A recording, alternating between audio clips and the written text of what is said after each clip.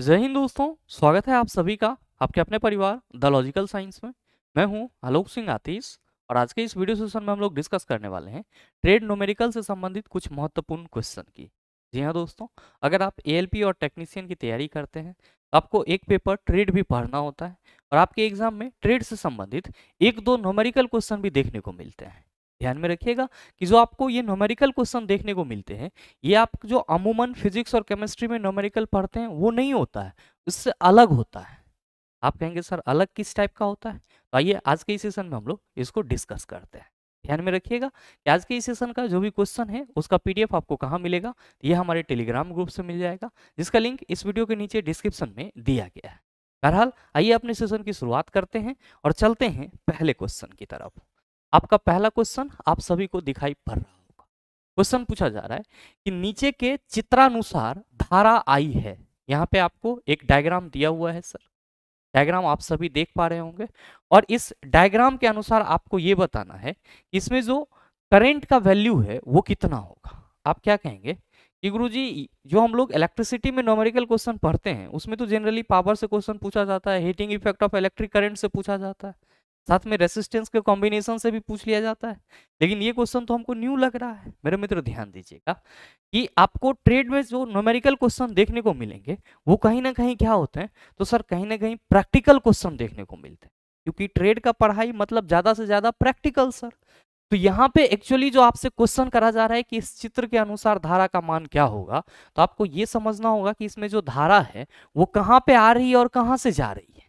आप कहेंगे कि गुरुजी साफ साफ नजर आ रहा है कि जो 9 एम्पियर की धारा है वो इस डायरेक्शन में यहाँ पे आ रही है, और साथ ही साथ जो 6 एम्पियर की धारा है वो इस डायरेक्शन में यहाँ पे आ रही है, और साथ ही फिर इससे 3 एम्पियर की धारा बाहर निकल रही है, और फिर एक यहाँ पे ये धारा बाहर निकल रही है। हमसे पूछा जा रहा है कि ये जो यहाँ पे आई है इसका वैल्यू क्या होगा। मेरे मित्र आपको ऐसा नहीं लग रहा है ये जो आपका 9 एम्पियर का धारा है और ये जो आपका 6 एम्पियर का धारा है ये दोनों इस बिंदु पे आकर के सर पहुंच रहा है या इस बिंदु पे आ रहा है? आप कहेंगे सर यही तो हो रहा है। मेरे मित्र ध्यान दीजिएगा कि फिर इसी बिंदु से तो आपका ये करंट निकल भी रहा है दोनों। आप कहेंगे बिल्कुल। तो ध्यान में रखेंगे कि वैसा बिंदु जहां पे बहुत सारी धाराएं आकर के मिलती हो और जहां से बहुत सारी धाराएं बाहर निकलती हो, उस बिंदु को हम लोग क्या कहते हैं? उस बिंदु को हम लोग नोड कहते हैं। क्या कहते हैं? नोड कहते हैं। और इसी को हम लोग शुद्ध हिंदी में जंक्शन भी कहते हैं। इसी को हम लोग शुद्ध हिंदी में क्या कहते हैं? जंक्शन भी कहते हैं। जंक्शन हम बार बार गलत लिख रहे हैं, मैंने बोल दिया है तो आप लोग इसको समझ लेंगे कि नोड या जंक्शन बोला जाता है। ध्यान दीजिएगा कि ऐसे प्रश्नों को सॉल्व करने के लिए हम लोगों को किसको याद करना होता है? तो सर ऐसे प्रश्नों को सॉल्व करने के लिए हम लोगों को किरचॉफ के धारा नियम को याद करना होता है। किरचॉफ के धारा नियम को याद करना होता है। ध्यान में रखिएगा कि किरचॉफ के धारा नियम को हम लोग शॉर्ट फॉर्म में केसीएल भी कहते हैं। क्या कहते हैं? केसीएल भी कहते हैं। अब कहेंगे केसीएल का मतलब क्या होता है? तो किरचॉफ लॉ ऑफ करंट या किरचॉफ करंट लॉ, इसको हम लोग ऐसे बोलते हैं।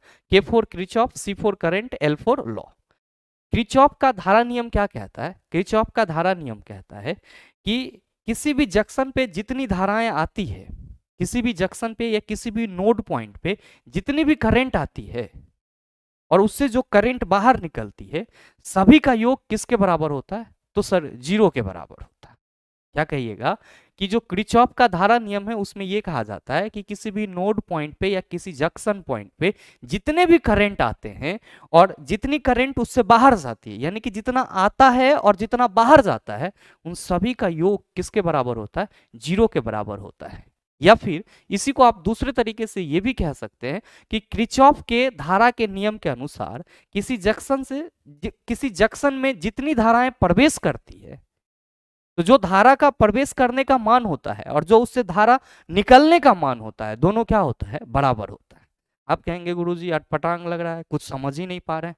मेरे मित्र एक डायग्राम के माध्यम से इसको आप अच्छे से समझ सकते हैं।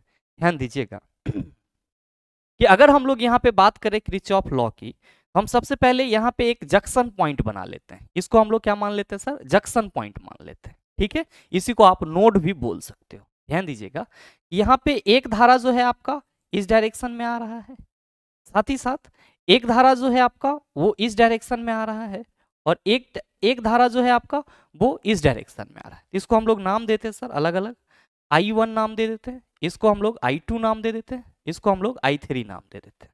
ध्यान दीजिएगा कि अब इससे एक धारा जो है वो बाहर भी निकल रही है तो I4 बोल देते हैं सर, और एक यहाँ पे निकल रही है इसको हम लोग I5 बोल देते हैं।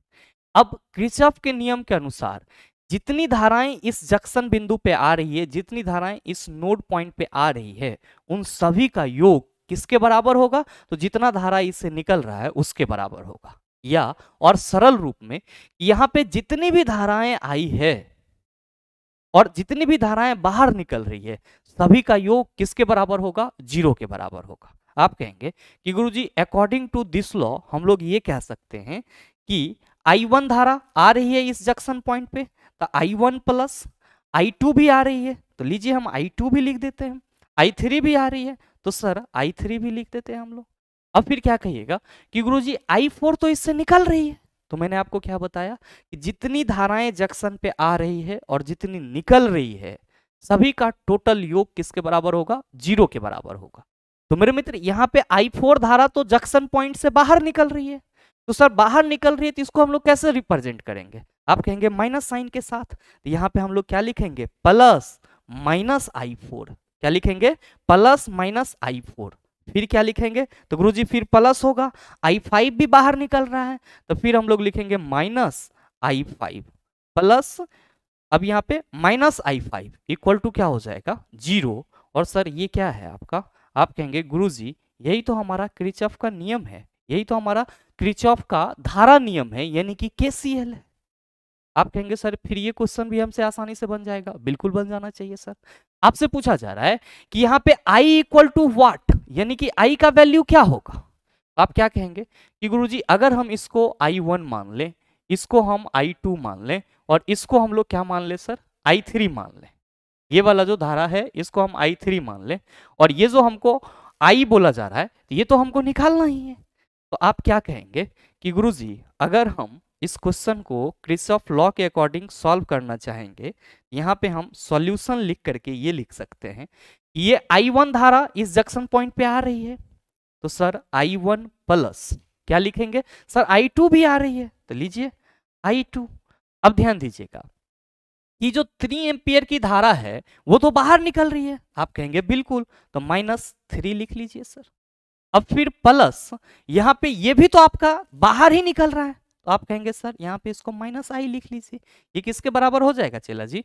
0 के बराबर हो जाएगा। ध्यान दीजिएगा कि जब आप इसको सॉल्व करेंगे तो आप कहेंगे सर वैल्यू रखिए, तो वैल्यू रखिए सर। I1 कितना है? 9। I2 कितना है गुरुजी? 6। ये प्लस माइनस कितना होगा? तो आप कहेंगे सर माइनस ही होगा, तो लीजिए ना -3 कर देते हैं। और यहाँ पे ये प्लस माइनस है तो कितना हो जाएगा? आप कहेंगे -I इक्वल टू क्या हो जाएगा? 0। ध्यान दीजिएगा कि अगर हम लोग इसको सॉल्व करेंगे तो क्या कहेंगे कि गुरुजी 9 और 6 15 होगा, अब 15 में से 3 घट जाएगा तो ये 12 -I इक्वल टू 0 हो जाएगा। ध्यान दीजिएगा कि 12 इक्वल टू ये जो -I है इसको हम इधर लिख सकते हैं। आप कहेंगे बिल्कुल लिख सकते हैं, तो -I को इधर लाएंगे तो प्लस हो जाएगा। मेरे मित्र आपसे जो क्वेश्चन करा जा रहा है कि नीचे के चित्र अनुसार धारा I है, आप कहेंगे गुरुजी नीचे के चित्र के अनुसार धारा I जो है वो 12 एम्पियर है। कितना है सर? 12 एम्पियर, यानी कि आंसर आपका कितना आ गया? आप कहेंगे गुरुजी 12 एम्पियर आ गया। तो आप देख लीजिए कि आपका कौन सा ऑप्शन सही है। आप कहेंगे सर ऑप्शन नंबर डी में 12 एम्पियर लिखा हुआ है, तो जाहिर सी बात है कि इस क्वेश्चन का सही आंसर ऑप्शन नंबर डी हो जाएगा। उम्मीद करते हैं समझ पाए होंगे। आइए बात करते हैं अगले क्वेश्चन की। आपका जो अगला क्वेश्चन है क्वेश्चन नंबर 2, क्या पूछा जा रहा है आपसे?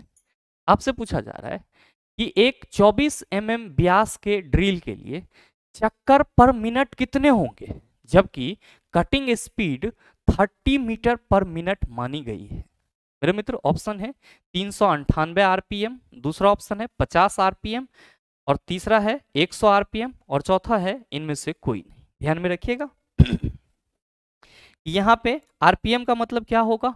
तो सर RPM का मतलब हो जाएगा रोटेशन पर मिनट, रोटेशन पर मिनट, रोटेशन पर मिनट। ध्यान देंगे क्वेश्चन में कहा जा रहा है कि एक 24 mm व्यास के ड्रिल के लिए चक्कर पर मिनट कितने होंगे, यानी कि आपको निकालना क्या है? आपको निकालना है आरपीएम। क्या निकालना है? आरपीएम। जबकि बात किसकी की जा रही है? तो गुरुजी ड्रिल की जा रही है। ड्रिल मशीन चला जेकरा से तुम ड्रिल वगैरह करते हो, ओकरे बात की जा रही है। तो जो ड्रिल मशीन है उसका व्यास कितना है, यानी कि डायमीटर कितना है? तो गुरुजी जो डायमीटर दिया हुआ है क्वेश्चन में वो दिया हुआ है 24 mm। कितना दिया हुआ है? 24 mm। जबकि कटिंग स्पीड कितना है? 30 मीटर पर मिनट। तो मेरे मित्र यहाँ पे कटिंग स्पीड आपका शॉर्ट फॉर्म में क्या लिखाएगा? CS लिखाएगा, ध्यान में रखिएगा। C for cutting, S for speed. तो कटिंग स्पीड कितना है? तो सर 30 मीटर पर मिनट, 30 मीटर पर मिनट। तो आपसे ये पूछा जा रहा है कि आरपीएम क्या होगा। अब बहुत सारे मित्र कहेंगे कि गुरुजी ये कैसे सॉल्व होगा? तो भाई मेरे यहाँ पे आपको फॉर्मूला याद रखना। आप कहिएगा कौन सा फॉर्मूला? तो आप सभी ध्यान में रखेंगे कि चक्कर प्रति मिनट यानी कि आरपीएम इक्वल टू फॉर्मूला क्या होता है? तो आरपीएम इक्वल टू आपका फॉर्मूला होता है cutting speed. RPM equal to क्या फॉर्मूला होता है? कटिंग स्पीड इंटू 1000 बटा pi into dia of drill. ध्यान दीजिएगा कि फॉर्मूला क्या लिखा हमने? फॉर्मूला लिखा है कि आरपीएम इक्वल टू हो जाएगा कटिंग स्पीड इंटू 1000 बटा pi into dia of drill. मतलब क्या हुआ कि डाई ऑफ ड्रिल का मतलब हुआ सर कि ड्रिल का व्यास, डायमीटर ऑफ ड्रिल। डायमीटर का मतलब तो व्यास है ना होता है चला, तो ड्रिल का व्यास। फॉर्मूला ये है। क्या करेंगे सर? सारा वैल्यू रख देंगे, रख दीजिए। कटिंग स्पीड कितना है गुरुजी? 30 मीटर प्रति मिनट गुना 1000। अब बटा क्या हो जाएगा? तो Guruji pi into diameter of drill. Pi का वैल्यू कितना चला जी? 3.14 ले लेते हैं। और डायमीटर ऑफ ड्रिल कितना है? 24 mm। मेरे मित्र जब आप इसको सॉल्व करेंगे ये कितना हो जाएगा? आप कहेंगे सर ऊपर वाला तो हमारा 30,000 हो जाएगा। ऊपर वाला हमारा कितना हो जाएगा? 30,000 हो जाएगा। और नीचे दोनों को आप गुना करके इसको डिवाइड कर लेना सर खुद से। ये आपका आंसर कितना आ जाएगा? तो सर ये जो आंसर है ये 398 के अप्रॉक्स आएगा। यानी कि सही आंसर क्या हो जाएगा? ऑप्शन नंबर ए हो जाएगा। तो मेरे मित्र आपके एग्जाम में इस टाइप के भी क्वेश्चन पूछे जा सकते हैं और क्वेश्चन पूछे गए हैं, तभी मैं आपको सॉल्व करवा रहा हूं। तो कहीं ना कहीं ये फॉर्मूला आप सभी ध्यान में रखिएगा कि जब भी बात की जाएगी ड्रिल मशीन के कटिंग स्पीड की या फिर ड्रिल मशीन के चक्कर प्रति मिनट की, तो आप कहेंगे सर ये वाला फॉर्मूला अगर याद रहेगा तो यहाँ से हम कटिंग स्पीड भी निकाल सकते हैं और अगर डाटा दिया हुआ है तो आरपीएम भी निकाल सकते हैं। मेरे ख्याल से इसमें कोई दिक्कत नहीं होना चाहिए। आइए बात करते हैं अगले क्वेश्चन की। आपका जो अगला क्वेश्चन है क्वेश्चन नंबर 3, क्या पूछा जा रहा है आपसे? आपसे पूछा जा रहा है कि एक सेपर के लिए स्ट्रोक की लंबाई 210 mm है, प्रति मिनट डबल स्ट्रोक की संख्या 32 है और रिटर्न टाइम और कटिंग टाइम का अनुपात 2:3 है। काटने की गति होगी। ऑप्शन है 8.1 मीटर प्रति मिनट, दूसरा ऑप्शन है 11.2 मीटर प्रति मिनट, तीसरा है 14.3 मीटर प्रति मिनट और चौथा है 17.4 मीटर प्रति मिनट। बताइए क्या होगा इसका आंसर? आप कहेंगे गुरुजी ऐसा न्यूमेरिकल तो हमने कहीं पे देखा ही नहीं है। मेरे मित्र जब आप ट्रेड की पढ़ाई कर रहे होते हैं तो वहां पे कहीं ना कहीं आप शेपिंग मशीन से भी रूबरू होते हैं। शेपिंग मशीन से भी रूबरू होते हैं। ध्यान दीजिएगा कि इसी को हम लोग शेपर भी बोलते हैं। शेपर, शेप का मतलब आकृति होता है। यहाँ पे जो शेपिंग मशीन है वो क्या करता है? तो सर जब आप किसी वर्क पीस पे काम कर रहे होते हो तो उसको सही आकार में लाने के लिए आप किसका सहायता लेते हो? तो सर इसी शेपिंग मशीन का सहायता लेते हो, जिसको आप लोग क्या कहते हैं? तो सर शेपर भी कहते हैं। ध्यान में रखिएगा कि वर्क पीस को एक निश्चित आकार देने के लिए जिस मशीन का उपयोग किया जाता है वही क्या कहलाता है? हमारा शेपर मशीन कहलाता है। आप कहेंगे डायग्राम दिखाओ। तो मेरे मित्र डायग्राम दिखाने के लिए मैंने सोचा था, लेकिन कॉपीराइट के डर से मैं डायग्राम को यहाँ पे लेके नहीं आया। तो ध्यान देंगे, बस इतना समझ लेंगे कि वर्क पीस या फिर जॉब को सही आकार देने के लिए जिस मशीन का इस्तेमाल किया जाता है वो क्या कहलाता है? सर शेपर मशीन कहलाता है। इसमें होता कुछ नहीं है सर। आप लोग बढ़ई के द्वारा जो रंदा चलाया जाता है वो लकड़ी पे, वो तो देखे होंगे सर। सेम कहानी इसका भी होता है। बस बढ़ई के द्वारा जो रंदा चलाया जाता है वो मैनुअली चलाया जाता है, लेकिन मशीन क्या करता है, तो सर ये ऑटोमेटिकली आपके वर्क पीस के हिसाब से आप एक बार सेट कर देते हो तो उस पर सर रंदा चलाता है, यानी कि उसको निश्चित आकार में लाने की कोशिश करता है। तो यही होता है आपका सेपर मशीन। कहा जा रहा है कि एक सेपर के लिए स्ट्रोक की लंबाई 210 है, प्रति मिनट डबल स्ट्रोक की संख्या 32 है और रिटर्न टाइम और कटिंग टाइम का अनुपात 2/3 है, तो काटने की गति क्या होगी। तो यहाँ पे आप सभी ध्यान में रखेंगे, क्या ध्यान में रखेंगे कि शेपिंग मशीन के लिए शेपिंग मशीन के लिए जो CS यानी कि कटिंग स्पीड का फॉर्मूला होता है, CS यानी कि कटिंग स्पीड, काटने की गति के लिए जो फॉर्मूला होता है वो क्या होता है, तो V equal to NL into 1+M। अब बटा क्या होता है, तो sir V equal to NL into 1+M बटा 1000 होता है। क्या होता है सर, NL इंटू 1+M बटा 1000 होता है। आप कहेंगे कि गुरुजी यहाँ पे इसको सॉल्व कैसे किया जाएगा, ये n क्या है, l क्या है, m क्या है, ये तो हमको कुछ समझ में ही नहीं आया। तो मेरे मित्र ध्यान में रखिएगा, यहाँ पे अगर हम लोग बात करते हैं अलग अलग सिंबल की, तो ये जो आपका v है ये किसको बता रहा है, तो सर ये CS को बता रहा है, यानी कि कटिंग स्पीड को बता रहा है। और जो यहाँ पे n है ये क्या है, तो सर ये स्ट्रोक की संख्या है। ये क्या है सर, स्ट्रोक की संख्या। अब बहुत सारे मित्र कहेंगे कि गुरुजी ये स्ट्रोक क्या होता है, तो चला जी जो रंदा चलाइएगा तो एक बार ऐसे मारिएगा तो ये स्ट्रोक न होगा, तो सर इसको जो चलाते हैं हम लोग उसको स्ट्रोक बोला जाता है, जिसको हम लोग n से रिप्रेजेंट करते हैं। तो n इक्वल टू क्या हो गया, स्ट्रोक की संख्या, L फॉर लेंथ, तो ये किसकी लंबाई होगी, तो गुरुजी ये स्ट्रोक की लंबाई होगी। क्या होगी, स्ट्रोक की लंबाई होगी। और यहाँ पे जो छोटा वाला m देख रहे हैं सर, इसको हम लोग त्वरित वापसी अनुपात बोलते हैं। क्या बोलते हैं, त्वरित वापसी अनुपात बोलते हैं। जनरली ये क्या होता है, तो सर जनरली ये जो है वो कटिंग टाइम और साथ ही साथ रिटर्न टाइम दोनों का अनुपात होता है, जो कि आपके क्वेश्चन में मेंशन है 2:3। तो जो त्वरित वापसी अनुपात यानी कि रिटर्न टाइम और कटिंग टाइम का अनुपात है वो कितना है, 2/3 है। इसको सॉल्व कीजिएगा तो ये कितना हो जाएगा, ये हो जाएगा 0.667 के आसपास हो जाएगा। कितना, 0.667 के आसपास।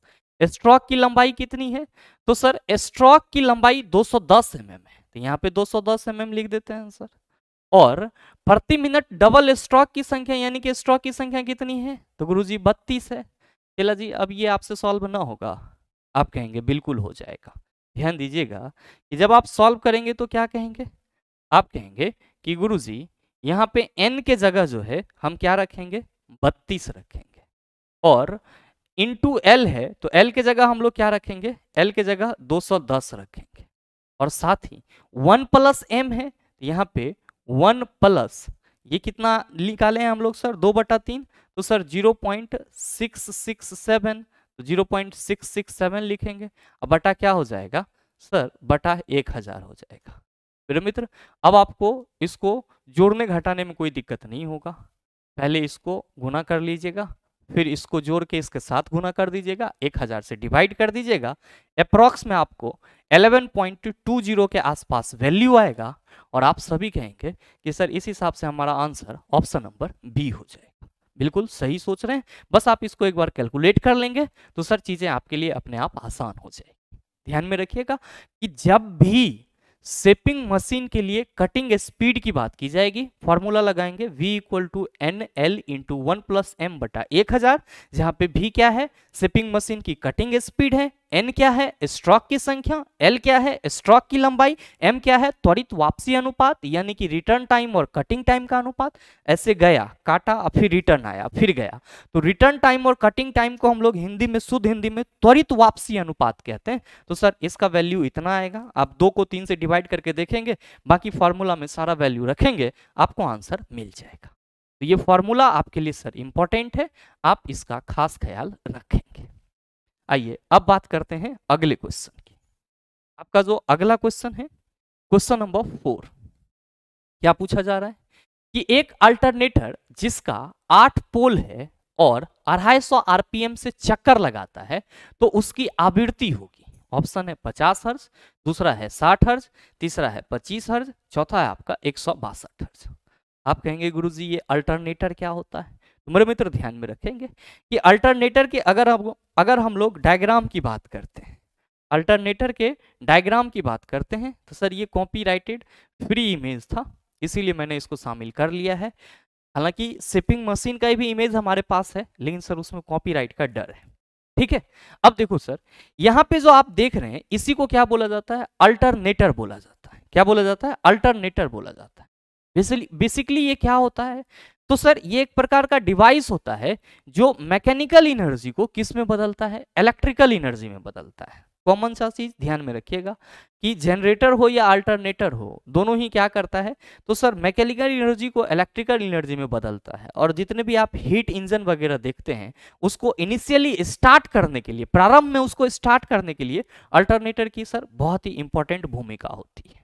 सवाल ये पूछा जा रहा है कि एक अल्टरनेटर जिसका 8 पोल है और 250 आरपीएम से वो चक्कर लगाता है तो उसकी आवृत्ति होगी। तो यहाँ पे आपको क्या याद रखना होगा? यहाँ पे अल्टरनेटर के लिए, यहाँ पे अल्टरनेटर के या अल्टरनेटर की आवृत्ति के लिए फॉर्मूला याद रखना होगा। क्या होता है फॉर्मूला? तो अल्टरनेटर की आवृत्ति एफ किसके बराबर होती है? NP बटा 120 के बराबर होती है। ये फॉर्मूला आप सभी अपने माइंड में रखेंगे कि अल्टरनेटर की जो आवृत्ति होती है यानी कि फ्रीक्वेंसी होती है वो NP बटा 120 के बराबर होती है। आप सबों के मन में आ रहा होगा कि गुरुजी यहाँ पे जो ये n है हमारा, वो n क्या है? तो चला जी आप सभी ध्यान में रखेंगे कि जो आपका n है वो एक्चुअली में क्या है? तो सर आरपीएम है, जो चक्कर लगाता है वो है, यानी कि n इक्वल टू आपका क्या हो गया? सर आरपीएम हो गया। P क्या है? तो सर पोल है, यानी कि पोल की संख्या यहाँ पे हम लिख सकते हैं। P इक्वल टू क्या लिख सकते हैं? पोल की संख्या। फॉर्मूला तो आपको मालूम ही है। आप कहेंगे कि गुरुजी ये हो जाएगा 250, ध्यान दीजिएगा आरपीएम कितना है? 250 इंटू पोल कितना है? 8, अब बटा कितना हो जाएगा? 120। ये जीरो इसके साथ सेटल हो जाएगा सर। 2 चौका 8, 2 छाके 12, कितना हो जाएगा सर? 2 दूना 4, द्वितीय 6। ये कितना होगा सर? 25 दूना 50, 25 दूना 50 बटा 3 हो जाएगा। ठीक है सर। और यहाँ पे आपको ओहो हो यहाँ पे फिर से लिख लीजिए सर, 250 इंटू कितना हो जाएगा? तो सर 8, अब बटा 120। ठीक है, जीरो इसके साथ कैंसिल, 2 चौका 8, 2 छाका 12, 2 दूना 4, द्वितीय 6, 25 दूना 50, अब बटा 3। इसको जब आप सॉल्व करेंगे ये हो जाएगा 16.2 बटा 3, 16 या 48 दूना 50 बटा 3 हर्ज। आप कहेंगे सर ऑप्शन में ही नहीं है, ऑप्शन यहाँ पे मिस हो गया है, ऑप्शन नंबर डी। इसको सुधार के यहाँ पे 16.2 बटा 3 हर्ज लिख लेंगे तो आपका सही आंसर ऑप्शन नंबर डी हो जाएगा। तो मेरे मित्र इस तरह के ट्रेड न्यूमेरिकल भी आपके एग्जाम में देखने को मिलते हैं। तो कहीं ना कहीं इस टाइप के प्रश्नों को सॉल्व करने के लिए आपको प्री प्रिपरेशन की बहुत ही खास जरूरत होती है। तो आप लोगों को बिल्कुल भी परेशान नहीं होना है सर। बस इस टाइप के जो भी सवाल मिलेंगे उसको फॉर्मूला को आपको याद करते चले जाना है। और ध्यान में रखिएगा कि फॉर्मूला याद करना कोई बहुत बड़ी चीज नहीं है। सबसे बड़ी चीज है कि जिस चीज के बारे में बोला जा रहा है उसका डायग्राम भी आपके मन में होना चाहिए। तो अगर आप अभी से प्रिपरेशन स्टार्ट कर देते हैं तो मेरे को लगता है कि आपको उस समय तक कोई प्रॉब्लम ही नहीं। साथ ही उम्मीद करते हैं कि यहाँ तक के जो भी क्वेश्चन थे उसको आप आसानी से समझ पाए होंगे। और इस टाइप का प्रश्न अगर आपको अब दोबारा दे दिया जाए तो आप उसका जवाब भी आसानी से दे सकते हैं। साथ ही उम्मीद ये भी करते हैं कि ये वीडियो आपको अच्छा लगा होगा। अगर आपको वीडियो अच्छा लगा तो वीडियो को लाइक कीजिएगा, ज़्यादा से ज़्यादा शेयर कीजिएगा। और हाँ, अगर आप चैनल पर नए हैं तो सब्सक्राइब करके बेल आइकन दबा लीजिएगा ताकि इस तरह के एग्जाम रेलेवेंट वीडियो का नोटिफिकेशन सबसे पहले आपके पास पहुंचे और आप उसको सबसे पहले देख पाओ। मिलते हैं फिर अगले सेशन में, तब तक के लिए best of luck. Thank you, have a nice day.